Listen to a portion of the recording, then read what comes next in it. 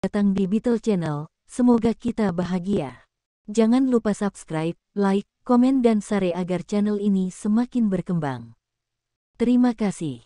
Jenius luar biasa bab 1706-1710. Perusahaan besar nasional harus menjamin dividen yang tinggi setiap tahun dan memberikan keuntungan kepada negara. Kemudian dana tidak cukup untuk pembangunan, dan pasar saham terdaftar. Artinya, mereka dapat dikembangkan dengan sangat baik, tetapi mereka telah membagi uangnya, dan sisa uangnya dibawa ke tempat lain untuk diinvestasikan. Akibatnya, keuntungan mereka tidak sebesar ini. Bukankah ini suatu kerugian?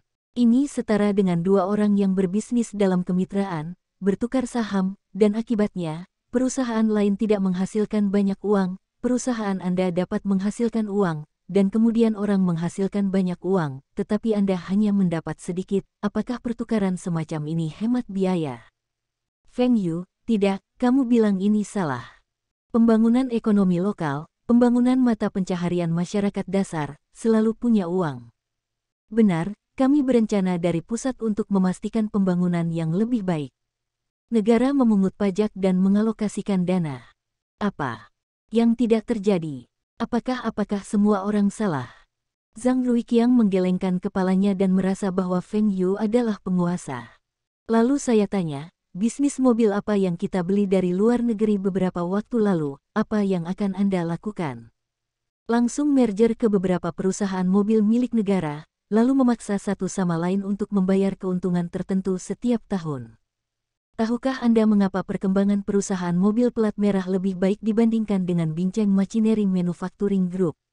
Karena investasi mereka di bidang teknologi jauh lebih kecil daripada investasi kita. Dan mereka sepertinya memberikan banyak dividen setiap tahunnya, tapi lihatlah perkembangan perusahaan dan benar-benar menghasilkan uang. Kemampuan, menurut Anda perusahaan mana yang lebih menguntungkan? Mengapa kita harus mengalokasikan dana ke perusahaan-perusahaan itu dan kemudian memaksa mereka membayar keuntungan tertentu? Mengapa mereka tidak bisa berinvestasi secara langsung? Investasi langsung. Zhang Ruiqiang tampak canggung, apa maksudmu? Feng Yu terus menjelaskan, lihat, uang yang dibeli oleh badan usaha milik negara untuk bisnis-bisnis ini adalah hak untuk menggunakan dana pensiun. Lalu biarkan mereka membayar keuntungan sesuai jumlah tersebut, dan mengisi rekening ini. Jadi mengapa tidak? Apakah aset ini langsung dihitung sebagai investasi dana pensiun? Pengembangan perusahaan harus mengikuti jalur pembangunan yang ramah. Berapa banyak keuntungan yang dapat dibayarkan, bukan berapa banyak yang Anda inginkan, tetapi berapa banyak yang tersisa setelah perusahaan melakukan investasi yang paling masuk akal. Saya bertanya kepada Anda, jika dana pensiun berinvestasi di grup manufaktur mesin kota es, apakah ada yang akan menentangnya? Jika investasi itu memikirkan grup, apakah ada yang keberatan? Atau berinvestasi di grup LHH, siapa yang akan melakukannya? Objek. Tanpa hibah, Anda terpaksa menghasilkan keuntungan. Mengapa Anda tidak berinvestasi secara langsung? Investasi ini meningkat setiap tahun dan ada dividen yang bagus. Bukankah itu bagus? Zhang Ruiqiang ragu-ragu, tetapi apakah perusahaan investasi milik negara ini memiliki lebih sedikit uang tunai? Apa tujuan perusahaan investasi? Menghasilkan uang dengan benar. Maka Anda tidak melakukan investasi berkualitas seperti ini, melainkan mengambil uang itu untuk melakukan investasi umum. Apakah ini pilihan yang tepat? Siapa bilang investasi di perusahaan dalam negeri pasti salah? Biarkan perusahaan dalam negeri keluar dan tidak bisa meraup uang asing. Anda lihat perusahaan saya, berbasis di dalam negeri, tapi sekarang mana yang tidak berkembang di luar negeri? Anda lihat perusahaan asing itu, mana yang tidak menjalankan base camp-nya sendiri, lalu berpikir untuk berekspansi keluar. Anda telah menginvestasikan banyak uang di luar negeri seperti ini.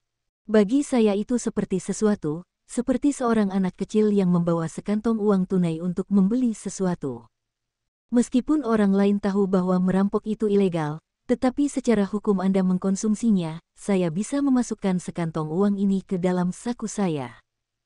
Banyak orang sekarang berpikir bahwa jika mereka tidak mengambil uang untuk berinvestasi, mereka tidak akan bisa mendapatkan uang dari orang asing. Bukankah mengekspor menghasilkan uang asing? Anda hanya berpikir untuk mengambil uang untuk diinvestasikan dan menghasilkan uang, tetapi Anda mengabaikan bahwa keluarga Anda telah menghasilkan lebih banyak uang. Bukankah ini akhir dari permainan? Ini, apa yang kamu katakan sepertinya masuk akal, tapi apa yang salah dengan itu? Aku sedikit bingung sekarang, kamu tunggu aku kembali dan memikirkannya. Singkatnya, Feng Yu memberikan beberapa strategi kepada puncak. Saya tidak bisa mengatakan bahwa strategi yang telah dipelajari banyak orang itu salah. Tentu saja, Feng Yu juga tahu bahwa investasi asing seperti itu diperlukan. Terkadang, beberapa niat politik dan pemerintahan dapat terwujud, dan hal ini juga dapat memperoleh manfaat ekonomi yang besar. Misalnya, beberapa investasi bantuan ke Afrika jelas tidak menguntungkan secara lokal, tetapi investasi tersebut dapat ditukar dengan beberapa negara Afrika untuk mendukung Tiongkok dalam beberapa suara di PBB dan Amerika Serikat, sehingga Tiongkok akan memperoleh lebih banyak keuntungan. Manfaat di bidang lain. Tapi investasi juga harus punya pilihan, ada jalan yang lebih baik, kenapa harus ambil jalan pegunungan yang terjal? Lihat ke belakang dan pikirkanlah. Pensiun negara kita meningkat setiap tahun. Ini adalah cara agar perekonomian negara menjadi lebih baik, penghargaan bagi masyarakat, dan cara yang efektif untuk memperkuat kohesi masyarakat. Apakah menurut Anda tergantung pada metode investasi Anda, uang yang diperoleh lebih cepat daripada uang pensiun? Sekarang berapa banyak anak lajang di negara kita, setelah 2 anak tunggal menikah, melahirkan seorang anak, yaitu keduanya harus memberi makan 4 orang tua dan 1 anak. Betul, lalu ternyata tidak ada masalah. Hanya 2 orang yang membayar pensiun, tetapi ada 4 orang tua yang menerima pensiun, yaitu uang. Apakah jumlah orang yang membayar uang itu sama? Kalau dipikir-pikir permasalahan BUMN ketika direformasi, hampir semua permasalahan. Jumlah pensiunan terlalu banyak dan beban pensiun terlalu besar, yang pada akhirnya menyeret perusahaan-perusahaan ke bawah. Situasi manakah yang mirip dengan situasi saat ini? Negara kita semakin menua. Dengan kemajuan teknologi medis dan kesehatan, harapan hidup masyarakat semakin lama, sehingga waktu untuk mengadopsi pensiun akan semakin lama. Lebih lama, dan beban ini akan menjadi semakin berat. Apa yang Anda lakukan ketika pengeluaran melebihi pendapatan? Pada awalnya, para pensiunan dari perusahaan yang bertanggung jawab atas perusahaan mereka sendiri. Sekarang jaminan sosial nasional, uangnya diserahkan kepada negara, dan kemudian negara menanggung dana pensiun orang-orang tersebut. Sebuah perusahaan terselesaikan dengan baik, jadi bagaimana suatu negara dapat menyelesaikannya? Apakah ini sedikit uang, bisakah Anda mendapatkannya? Pada saat itu, perusahaan dapat berhenti membayar gaji dan pensiun untuk mengatasi kesulitan tersebut. Bisakah negara menangguhkan pengeluaran jaminan sosial bagi orang-orang ini? Ini akan menjadi kekacauan besar. Anda mengatakan bahwa dana pensiun tidak naik, tetapi harganya naik, dan uangnya tidak cukup untuk menghidupi para lansia. Bisakah ini dilakukan?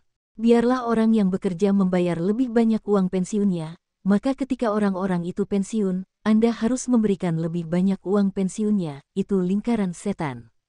Cara paling langsung adalah membuat dana pensiun yang dibayarkan ini menghasilkan lebih banyak uang.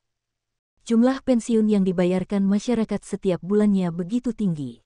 Selama mereka dapat melakukan investasi yang masuk akal, mereka dapat memperoleh cukup uang. Dengan mengambil darah dari perusahaan, itu hanya sekedar minum dan menghilangkan dahaga.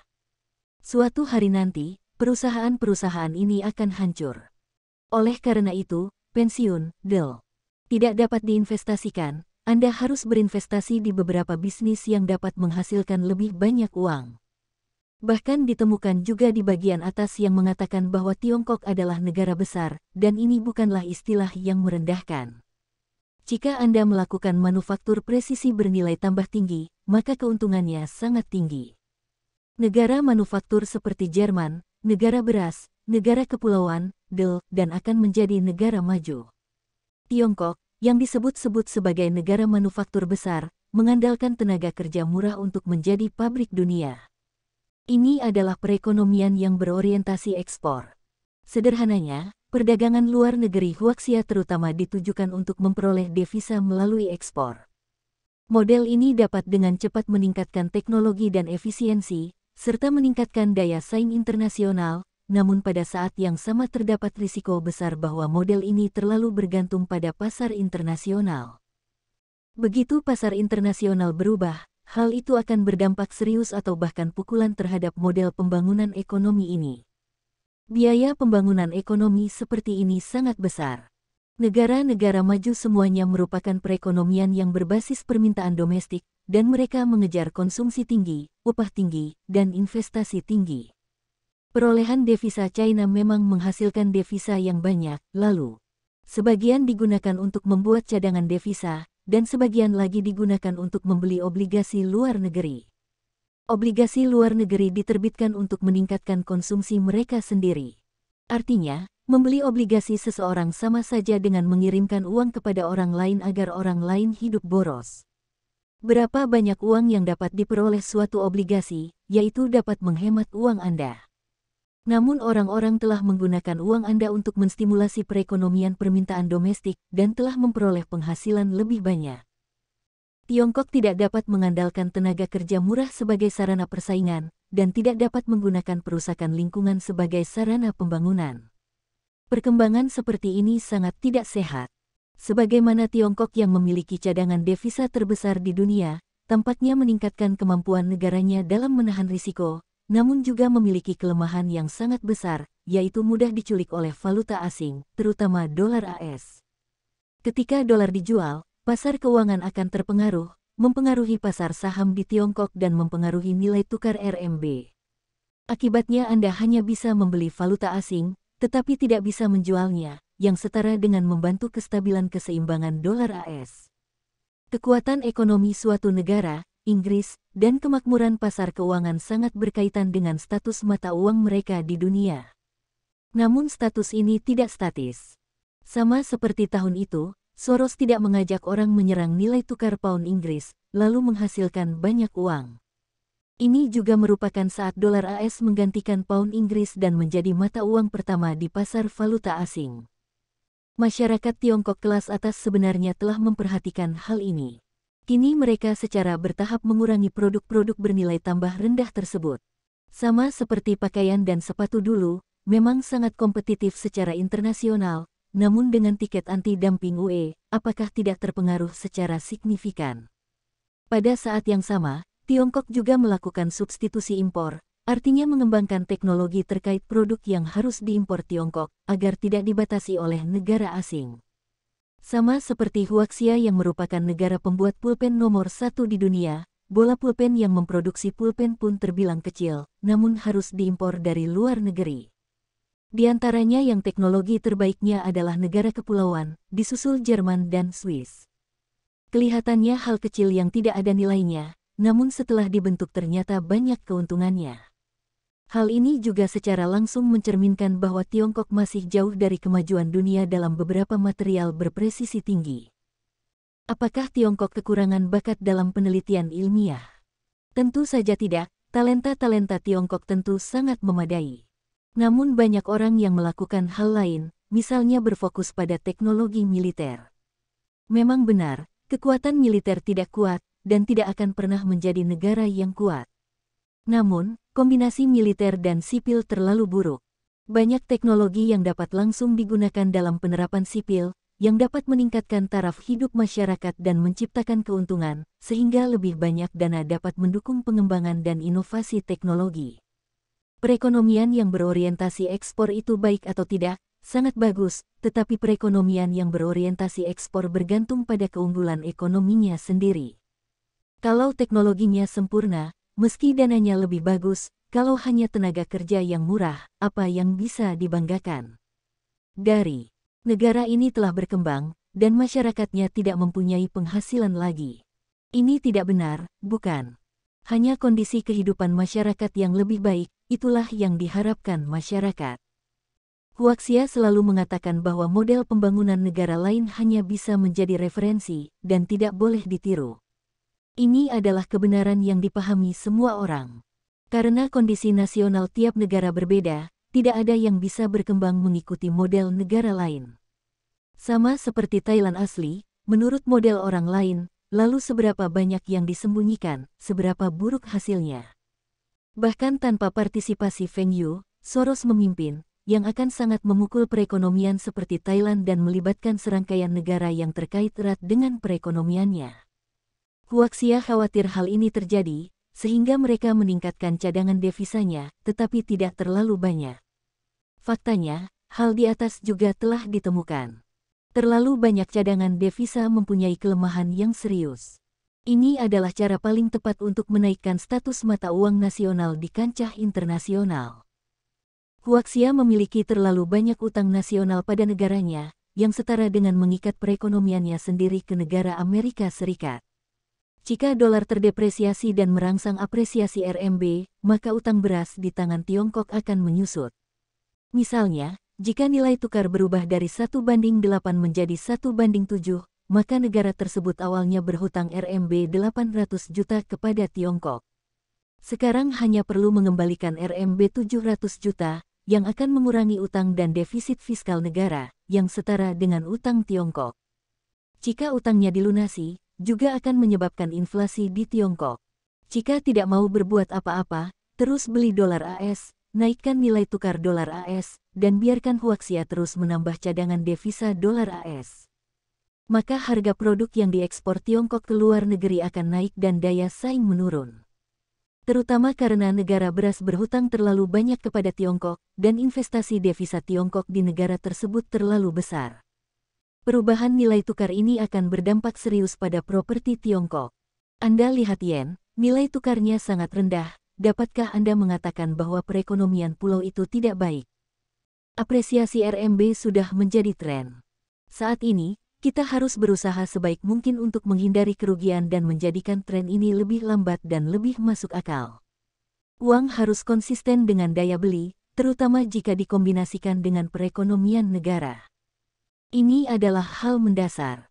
Tentu saja, banyak pertanyaan yang mungkin dipertimbangkan oleh Feng Yu. Bagaimanapun juga, beberapa dinamika politik di tingkat atas tidak dipahami dengan baik. Namun, surplus perdagangan Tiongkok terlalu besar, dan sejumlah besar uang panas internasional mengalir ke Tiongkok. Ini jelas bukan hal yang baik. Secara khusus, surplus perdagangan ini sebagian besar didasarkan pada subsidi ekspor. Banyak perusahaan mengandalkan subsidi ekspor ini untuk mendapatkan keuntungan. Bisakah perusahaan seperti itu dikatakan berkembang dengan baik? Ekspor Huaxia sangat dibatasi oleh hambatan teknis internasional, dan semakin banyak kasus anti-dumping terhadap Tiongkok. Hal ini akan membawa banyak kerugian bagi Tiongkok. Kali ini krisis ekonomi di negara tersebut, ingin membiarkan Tiongkok dan negara lain membayar, maka Feng Yu akan menemukan cara untuk membiarkan negara membayar ide ini. Kamu keluar untuk waktu yang lama, bagaimana caranya, dan keluar untuk menghasilkan banyak uang. Wen Dongjun sedang berbaring di tempat tidur dan menikmati layanan pedikur teknisi. Tentu saja seperti kamu, hidup tidak sedikit dikejar. Setiap hari makan dan minum, senang bermain. Feng Yu memandang Wen Dongjun. Saya melihat Anda makan dan minum setiap hari. Otot perut Anda masih 8 bungkus. Bagaimana dengan Anda? 8 bungkus yang awalnya sulit untuk dilatih, sekarang tinggal 6. Bagaimana dengan ahli gizi Anda? Instruktur kebugaran profesional Anda? Kata Wen Dongjun, sekali lagi mengambil pakaiannya dan menunjukkan perutnya yang 8 bungkus. Feng Yu juga menemukan bahwa akhir-akhir ini tampaknya mengabaikan olahraga, tetapi ini tidak cukup. Jika Anda melakukan hal semacam ini, Anda harus gigih. Begitu Anda rileks, akan semakin sulit untuk memikirkannya. Hati Feng Yu ada di perut, dan pasukan Wendong telah mengembangkan anggota tubuh dan memiliki pikiran yang sederhana. Namun, orang-orang seperti itu memiliki kehidupan yang bebas dari rasa khawatir dan indeks kebahagiaan yang tinggi. Bagaimana kabarmu? Bolehkah bekerja di Komite Olimpiade? Saya tahu urusan resminya, saya ingin dipromosikan tahun depan, bagaimana dengan Anda? Hei, apakah sulit untuk bertarung? Senyuman di wajah Wendong tiba-tiba menghilang, bisakah Anda membicarakan hal ini saat ini? Ayah dan ibuku selalu memberitahuku hal ini, ayah mertuaku juga membicarakan hal ini kepadaku, bahkan Zhang Han selalu bertanya kepadaku. Hal-hal ini, apakah sulit untuk keluar dan bersantai bersamamu? tidak bisakah kamu membicarakan hal lain? Feng Yu tiba-tiba merasa suasana hatinya jauh lebih baik. Apakah orang yang tidak berperasaan seperti ini punya masalah? Untuk mengatakan betapa bagusnya tentara Wendong, level ayahnya tidak tinggi, tetapi kekuatan ayah mertuanya tidak kecil. Akibatnya anak ini tidak mengikuti jalur yang diatur orang lain, dan tidak ada ambisi di dadanya. Kalau tidak, jika dia benar-benar ingin terjun ke dunia politik, belum lagi bantuan ayah mertuanya, Feng Yu bisa membiarkan dia mendapatkan wakil kesemek yang sebenarnya, dan apa pencapaian politiknya, abaikan saja. Meskipun usia ini sedikit membuka mata, hal ini tidak jarang terjadi. Namun, orang-orang punya ambisinya sendiri. Jika mereka bertekad pada batalion, bukan tentara Wendong yang diketahui Feng Yu. Saat dia mengobrol dengannya, dia tidak begitu santai. Nah, bagaimana dengan orang sebenarnya chess sore itu?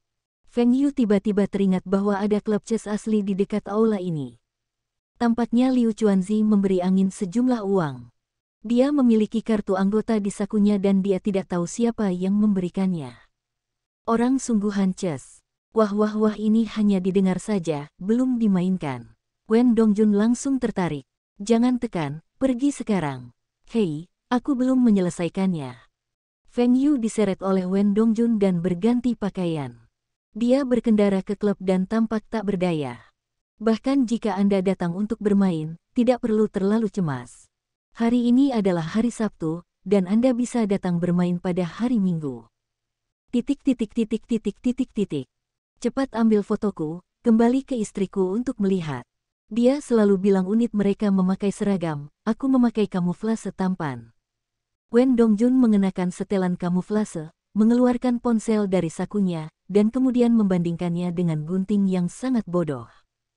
Feng Yu berkata dengan sangat tak berdaya, bayangkanmu, pikirkanlah, apakah cocok untuk berpose seperti ini.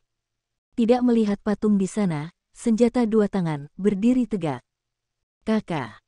Setelah Feng Yu terus memberikan beberapa foto kepada Wen Dongjun, dia juga harus mengakui bahwa Wen Dongjun memiliki sedikit barang ini, tetapi mengenakan pakaian kamuflase sungguh tampan.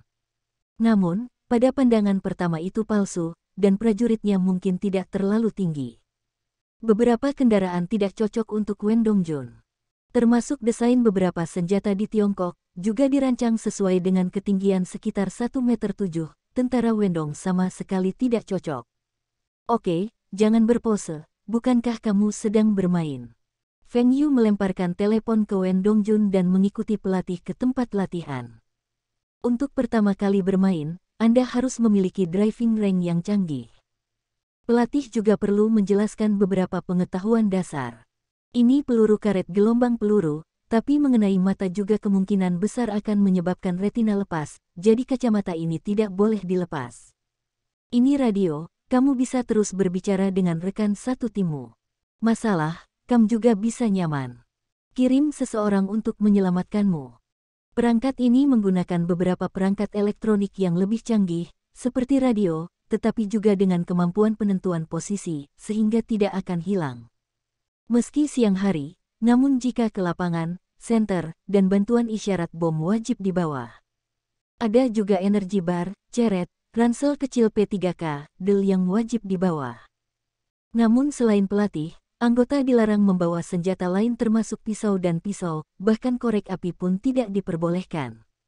Ada jenis senjata elektron lain di klub, yaitu mengirimkan sinyal inframerah. Ini sebenarnya berbeda dengan bom karet. Jangkauannya lebih jauh, dan tidak perlu memperhitungkan hambatan angin. Ini lebih sederhana. Ketika rata-rata orang bermain, mereka juga memilih ini, senjatanya bahkan lebih ringan, dan hanya alat sinyal tubuh yang merokok untuk menghilangkannya, dan tidak ada salahnya. Namun, Feng Yu dan Wen Dongjun tidak akan pergi ke tempat besar manapun. Di tempat yang kecil, karet bisa digunakan lebih dari 10 meter. Ia juga memiliki jejak bola cat, lebih nyata dan menyenangkan. Kedua pria tersebut berlatih sebentar, dan mereka mampu menguasai pukulan-pukulan seperti karet yang dibawa ke Feng Yu oleh pelatih. Ini persis sama dengan hari pertumpahan darah ke Dices. Peta ini disebut juga kandang babi oleh banyak netizen, yaitu peta senjata mantra. Perusahaan game yang mengembangkan chess sudah berada di bawah pengaruh angin dan hujan. Otorisasi peta ini, Liu Chuanzi sangat mudah didapat. Klub ini memiliki peta yang lebih terkenal di CSS, serta medan perang. Itu bukan untuk dimainkan oleh pemula. Feng Yu bersandar ke dinding dan meliriknya, tidak ada siapa-siapa. Dia bergegas maju dan membanting ketika dia berbalik, tapi dia tidak melihatnya. Saya tidak tahu apa yang dilihat sutradara film jika ada yang memikirkannya. Bagaimanapun, setelah Feng Yu mencobanya, gerakan cepatnya benar-benar tidak jelas. Tiba-tiba mendengar suara di belakangnya, Feng Yu dengan cepat berbalik dan melepaskan tembakan, yang memukul dan menakuti Wen Dongjun. Benar saja, Wen Dongjun dengan cepat berdiri di balik tembok rendah. Akibatnya, Feng Yu meliriknya dan tiba-tiba tidak bisa menahan senyum. Telur Rami, biarlah Anda selalu mengatakan bahwa Anda tinggi. Tembok rendah tidak tinggi, rata-rata orang berlutut, tetapi Wen Dongjun berlutut, hei, memperlihatkan separuh kepala. Feng Yu melihatnya, hehe. Oh. Wen Dongjun memelototi bagian belakang kepalanya dan melompat keluar. Feng Yu berpura-pura meniup moncongnya, lalu memicingkan mata ke arah Wen Dongjun, hei, jiwa pistolnya. Wen Dongjun sangat marah, kembalilah, saya pasti akan menang kali ini. Kamu masih belum bermain, aku sudah memukulmu, bagaimana kabarmu ke depan? Kata Feng Yu. Kamu memukul kakiku. Apa kamu tidak melihat kalau aku melompat dengan satu kaki? Lagi pula, aku memukul dadamu, kamu mati, aku menang. Kata Wen Dongjun dengan lehernya. Lalu saat keduanya bertarung lagi, berapapun jumlah senjata yang ada di tubuhnya, mereka juga harus menghabisi pelurunya. Jika bukan karena mainan yang mereka gunakan, itu akan menjadi warna biru dan ungu. Ketika keduanya kembali ke aula klub, mereka semua berwarna-warni dan dipukuli dengan karet berwarna. Hei, ini terlalu banyak makanan. Orang seperti itu, bermain dengan target sudah cukup, dan benar-benar berani bermain melawan orang lain. Ada beberapa ejekan yang datang dari samping. Mereka mengira Feng Yu dan Wen Dongjun dipukuli melawan orang lain. Feng Yu mengerutkan alisnya dan tidak berbicara. Wen Dongjun tidak melakukannya terlebih dahulu, apa yang kamu bicarakan, kamu sangat kuat. Apakah kamu berani berlatih? Pelatih di sebelahnya dengan cepat mengingatkan Feng Yu, Tuan, itu adalah anggota senior klub, Wu Caibin, biarkan temanmu menghilang. Implikasinya, Wen Dongjun jelas bukan lawan. Kamu, melawanku. Maaf, aku tidak punya kebiasaan maskulinitas. Wu Caibin tersenyum. Orang-orang di sebelah mereka semua tertawa dan membuat Wen Dongjun semakin tidak berwajah. Menurutku kamu tidak berani. Wen Dongjun terus memprovokasi, dan penghinaan yang merendahkan terhadap mata, rata-rata orang tidak tahan lagi. Kami satu tim, 5 orang, bagaimana denganmu? Menghitung kucing di sekitarmu, hanya 2 orang.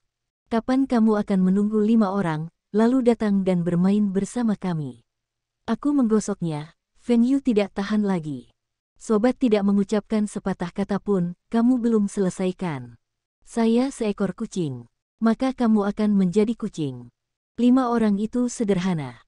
Feng Yu mengeluarkan ponselnya dan memanggil pengemudi, kalian bertiga masuk, saya ingin bermain melawan orang. Oh, siapa orangnya? Cuma, kita harus berpartisipasi dalam liga yang diselenggarakan oleh klub. Ayo kita bawa. Saudaraku, ayo kita beri air sebentar, jangan bunuh mereka berlima. Setelah Wu Caibin selesai, orang-orang di sebelahnya terikat dan berkata bahwa mereka mungkin tidak dapat memegang tangan mereka. Bahkan ada yang mengatakan yang terbaik adalah memainkan 5 pertandingan. Di setiap permainan, hanya 1 orang yang dapat membuka senjata untuk melihat siapa yang dapat menghancurkan tim Feng Yu secepatnya. Saya hanya tidak tahu apakah kedua kucing ini dan teman-temannya dapat bertahan di 5 babak. Bos, Feng Yu memandang seorang pengemudi, 2 pengawal, rambut panjang melihatnya, dan dia menangkapnya hidup-hidup. Saya harus memukul secara pribadi gelombang jilat dia. 3 orang mengangguk, sopir Feng Yu berkata, Bos, Anda akan bersembunyi di belakang Tuan Wen sebentar, dan kami bertiga akan segera lewat dan melucuti senjata yang lain. Tidak peduli, ini berbeda dengan senjata yang pernah kalian sentuh, dan karena mereka berani memanggil tim, maka mereka harus bekerja sama satu sama lain. Pasti ada taktik. Kalian bertiga tidak bisa memberiku rantainya. Bos, apakah kamu lupa, kartu anggota klub ini, atau aku memberikannya kepadamu, ini rekan kita yang dibuka. Kata pengemudi itu tertekan. Apa? Feng Yu sedikit malu dan sangat senang pada saat bersamaan. Apa yang Anda takutkan, Master Amatir, bertemu dengan seorang profesional? Oke, kalau begitu berikan padamu. Tentara Timur, datanglah, dengarkan dia sebentar, dan larang. Selama aku bisa menang, aku akan mendengarkan dia. Wen Dongjun berkata dengan jahat. Dia juga seorang pemimpin di unit tersebut. Dia benar-benar keluar untuk bermain dan diejek oleh beberapa orang yang tidak tahu dari mana keluarnya. Bisakah nafas ini ditelan? Lampu hijau di dinding menyala dan permainan dimulai. Wu Caibin membuat dua gerakan taktis, membiarkan semua orang terbagi menjadi dua serangan. Demi kecepatan, mereka memilih peta kandang babi yang sama. Dia berjalan dengan dua rekannya dari kiri untuk menarik senjata, dan dua rekan lainnya menyerang dari kanan. Mereka belum membuka senjatanya, mereka mendengar suara senjata di sebelah kanan, dan kemudian kedua temannya mulai merokok, menandakan bahwa area efektif telah terkena dan telah mati. Wu Caibin terkejut. Apa yang telah terjadi? Kedua temannya masih belum terbuka. Pistolnya terbunuh. Apakah pihak lain baik-baik saja? Ketika mereka baru saja hendak menoleh ke kanan, mereka mendengar beberapa senjata, dan kepala rekan lainnya berasap. Wu Caibin bergegas. Sepertinya ada orang di sini. Dia merasa pihak lain beruntung. Mereka tidak tahu bagaimana menjadi buta. Dia masih bernegosiasi dengan rekan-rekannya. Ketika dua orang berbalik, mereka mendengar langkah kaki seseorang datang. Dia hanya ingin membidik dari balik tembok, dan dia merasa tangannya ringan dan pistolnya diambil. Biarkan aku datang, biarkan aku pergi. Wen Dongjun berteriak dan bergegas membawa pistol. Wu Caibin bodoh. Dia memainkan live chess dalam waktu yang lama, tetapi dia tidak langsung dilucuti. Ada juga belati di dalam game, tetapi di chess sebenarnya tidak ada. Pada dasarnya, setiap orang terbagi dalam jarak, dan mereka dapat pergi ke master yang bertangan tinggi dalam jarak 5 meter. Bagaimana kedua pria itu bergegas menghampirinya. Bahkan sebelum dia bertanya, dia mendengar suara ledakan, lalu dia merokok di kepalanya. Kemudian suara simbal sudah berbunyi lama sebelum berhenti, yang disebut cambuk gelombang mayat di dalam game. Hahaha, di level ini, berani bersaing dengan kita. Membosankan sekali. Membosankan sekali. Wen Dongjun tertawa. Wajah Wu Caibin memerah, kembalilah, 3 pertandingan dan 3 kemenangan. Di game kedua, Wu Caibin berkonsentrasi pada satu jalan dan tidak melihat lawannya. Kemudian mereka berbalik dan semuanya merokok. Ada 3 orang di sisi lain yang tergeletak di tanah. Senjata dan mulut mereka tidak dibakar di bagian efektif lawan. Ya, ada senjata dingin dari sudut. Wen Dongjun keluar dari sudut, cepat ganti perlengkapan, pemula, 2 lawan 0. Feng Yu berjalan keluar perlahan, diikuti oleh 3 tuan, senang dan bosan. Feng Yu tidak membuka senjatanya, permainan selesai. Di game ketiga, masih belum ada ketegangan untuk menang, dan kali ini Wu Caibin berhasil ditangkap hidup-hidup. Kali ini Wu Caibin siap melawan, tapi dia masih tidak mengerti apa yang sedang terjadi, dan dia ditekan kembali ke tanah dengan tangannya. Teman-temannya bergegas tanpa mempedulikan aturan. Akibatnya, satu wajah diturunkan 2, dan Wen Dongjun secara pribadi bergegas mendekat dan dengan mudah tersandung satu wajah. Di sisi lain setinggi 1,7 meter, di depan Wen Dongjun ada seekor ayam. Bagaimana, jika kalah, kamu masih ingin melakukannya? Wen Dongjun mencibir. Biarkan mereka pergi, kami akui kekalahan. Wu Caibin berteriak. Feng Yu mengangguk dan Wu Caibin dibebaskan. Saya tahu bahwa Wu Caibin segera menundukkan kepalanya dan menembakkan pistolnya, mengarah ke Feng Yukai. Seorang pengawal melompat dan melemparkan Feng Yu ke bawah, lalu Wu Caibin diayunkan oleh Wen Dongjun, sementara Wu Caibin dan kepala pengawal Feng Yu merokok. Feng Yu adalah yang pertama kali dia dilempar oleh pengawal, dan dia terkejut. Dia tidak menyalahkan pengawal yang melakukan ini adalah reaksi naluriah mereka. Ketika Anda menemukan bahaya, hentikan bahaya tersebut untuk majikan Anda untuk pertama kalinya. Tapi kali ini hanya permainan, jadi Feng Yu masih sedikit tertekan. Beberapa dari kalian telah dikeluarkan dari klub ini, dan berpura-pura menyerah dan kemudian bersikap dingin. Anakmu sangat baik. Feng Yu mencibir. Kami delisting, ini bukan klub Anda. Mengapa Anda mengatakan ini? Teriak teman Wu Caibin. Inilah yang dikatakan Feng Yu kepadaku. Di masa depan, aku tidak ingin bertemu denganmu lagi, atau konsekuensinya akan serius. Wu Caibin, mereka semua tercengang, dia mengatakan apa namanya, Feng Yu. Entah siapa yang tersinggung, Wu Caibin, mereka takut. Meskipun Feng Yu tidak memiliki ketenaran apapun, mereka telah menanggung banyak konsekuensi dari menyinggung Feng Yu. Mereka bahkan memutuskan untuk meninggalkan ibu kota hari ini dan tidak pernah bertemu Feng Yu lagi. Feng Yu tidak suka menindas orang, tetapi siapapun yang berani bertindak harus menanggung konsekuensi ini. Saya sangat senang bermain, dan hasilnya tidak menyenangkan. Untungnya saat ini, Feng Yu menerima telepon dan mendapat kabar baik. Untuk Olimpiade di Tiongkok, kita harus meluncurkan uji bisnis 3G terlebih dahulu, dan berupaya untuk secara resmi mempromosikan komunikasi 3G pada hari tahun baru tahun depan. Sebenarnya teknologi 3G sudah lama diteliti. Ada 3 jenis standar utama, satu di Eropa, satu di Beras, dan satu lagi di Tiongkok. Di antaranya, Tiongkok adalah perkembangan terkini. Standar Eropa secara alami tidak terhalang di Eropa. Standar negara ini juga yang paling umum di Amerika. Standar Tiongkok sulit untuk dipromosikan. Saat ini, mereka hanya tersedia di Asia Tenggara. Jika India mengklaim mematuhi standar Tiongkok, saya khawatir hal itu akan diterapkan. Lebih sulit. Ketiga standar tersebut mempunyai keunggulan masing-masing. Standar-standar ini terutama bergantung pada apakah terdapat lebih banyak produsen ponsel yang didukung dan apakah terdapat banyak operator.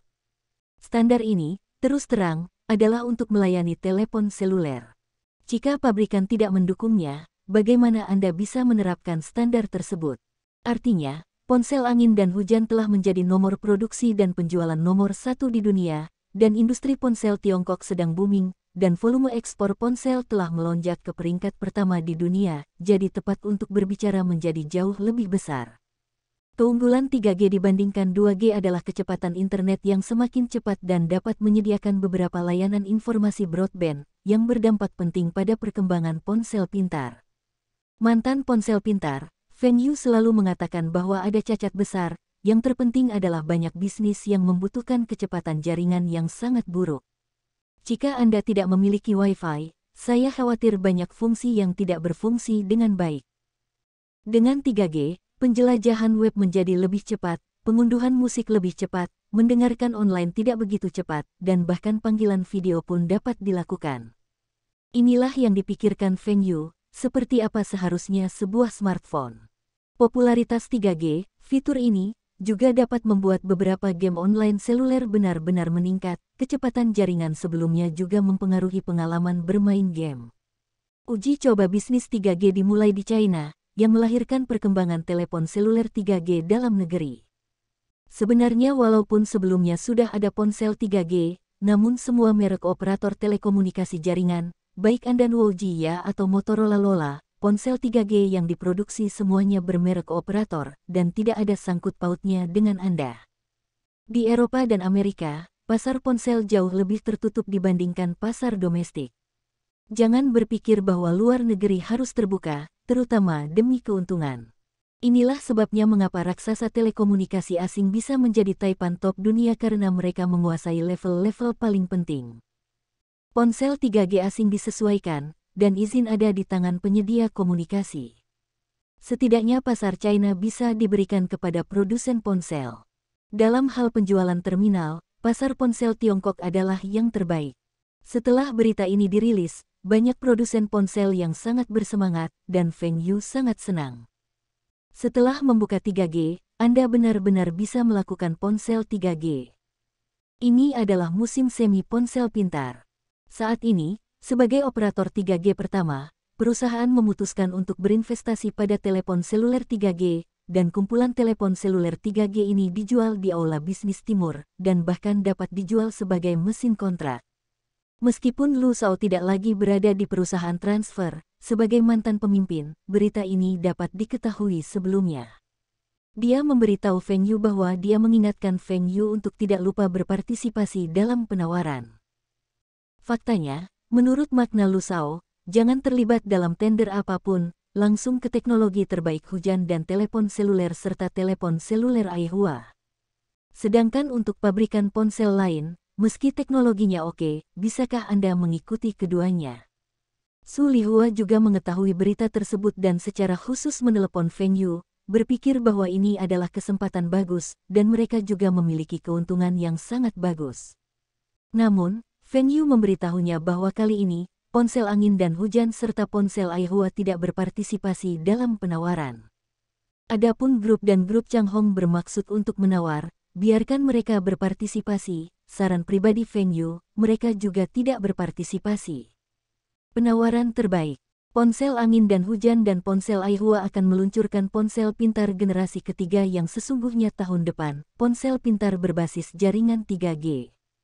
Untuk saat ini, biarkan saja produsen ponsel dalam negeri lainnya membuangnya. Mereka benar-benar berpikir bahwa mesin uji yang menang pasti bagus. Tak satu pun ponsel TDS 3G generasi pertama yang diproduksi oleh produsen ponsel pemenang tender di masa lalu memiliki reputasi yang baik. Bukan karena teknologinya tidak sesuai standar, tetapi pada tahap pengujian, jaringan komunikasi tidak stabil, dan efek propaganda tidak tercapai sama sekali. Tentu saja, dalam tahap pengujian, alasan ini cukup untuk memblokir. Namun mengapa tidak menunggu hingga stabil dan kemudian mereproduksinya? Saat itu, Anda bisa menyesuaikan arah teknologinya sesuai jaringan, dan Anda bisa membuat ponsel 3G yang lebih sesuai dengan pasar China. Apalagi Feng Yu memperkirakan setelah kebangkitan pasar 3G di China, pihak Eropa dan Amerika pasti akan membuka lisensi ponsel 3G. Penerapan standar 3G yang kuat akan mendorong perkembangan telepon seluler 3G. Masih ada yang mengatakan bahwa standar 3G di Eropa dan Amerika mungkin diotorisasi oleh operator komunikasi di China, sehingga standar ponsel 3G China belum tentu menang. Bahkan kemungkinan terbesarnya adalah ketiga standar tersebut hidup berdampingan. Ini juga mengapa sebelum Feng Yu bereinkarnasi, ponsel akan memiliki versi-versi seluler dan versi terhubung yang berbeda, karena teknologi 3G-nya berbeda. Tentu saja saat itu produsen ponsel sudah membuat netcom versi lengkap. Ini adalah ponsel 3G yang diproduksi oleh produsen ponsel Feng Yu. Karena standarnya belum diputuskan, produsen ponsel di Eropa itu mengindikasikan tidak akan ikut tender. Meski demikian, produsen ponsel di Asia tersebut sudah menyatakan minatnya yang kuat. Namun, mereka dapat memperoleh paling banyak 1 atau 2 tawaran yang menang, dan jumlahnya tidak akan terlalu banyak. Sederhananya, standar 3G perusahaan saat ini adalah teknologi yang dikembangkan oleh Huaxia sendiri. Kemudian pabrikan ponsel milik negara China di Huaxia memiliki beberapa keunggulan. Alasan mengapa Feng Yu yakin produsen ponsel asing juga akan memenangkan tender adalah rutinitas yang sangat sederhana. Dia tidak bisa membiarkan orang lain mengatakan bahwa penyedia layanan komunikasi Tiongkok dikecualikan, dan perlindungan lokal Tiongkok terlalu serius, bukan? Jadi saat ini, mesin uji generasi pertama jelas tidak menghasilkan apa-apa. Sama seperti produsen ponsel dalam negeri lainnya yang tidak yakin, mereka selalu berpikir bahwa ponsel angin dan hujan dan ponsel Aihua adalah yang pertama, dan merek tersebut telah dimulai. Faktanya, teknologinya tidak lebih baik dari mereka. Kalau begitu biarlah kali ini, Feng Yu harus melihat kualitas ponsel apa yang bisa mereka hasilkan. Memang benar Feng Yu tidak mampu membelinya. Dari segi desain produk, mereka tertinggal jauh. Sekarang Feng Yu sedang menunggu implementasi resmi standar 3G. Bersambung, terima kasih telah menyaksikan dan mendukung channel ini.